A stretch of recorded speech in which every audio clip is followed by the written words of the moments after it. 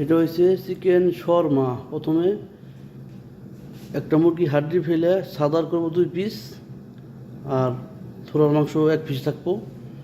পরে এটার মশলা দেবো।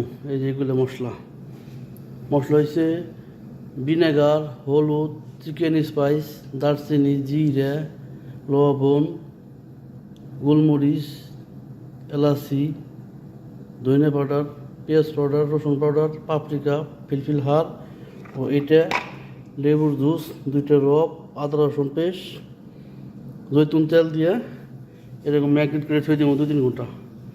পরে এটা ফ্রাই করবো। ফ্রাই করার পর ছোটো ছোটো করে কেটে দেবো। কাইটে পরে এই যে এই রুটির সাথে পেঁচামো।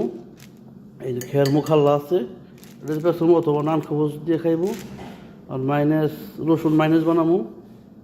একটা প্লাস্টিকের ভিতরে একটা রসুন কুচি, একটু পানি, 2টা লেবুর জুস, ভিনেগার, লবণ, তারপরে দালাল তেল দিয়ে ব্লেন্ডার করুম। ও 2টা ডিমের সাদা অংশ দিয়ে ব্লেন্ডার করুম। এরকম হইব। এটা হলো রসুন মাইনাস, বাস।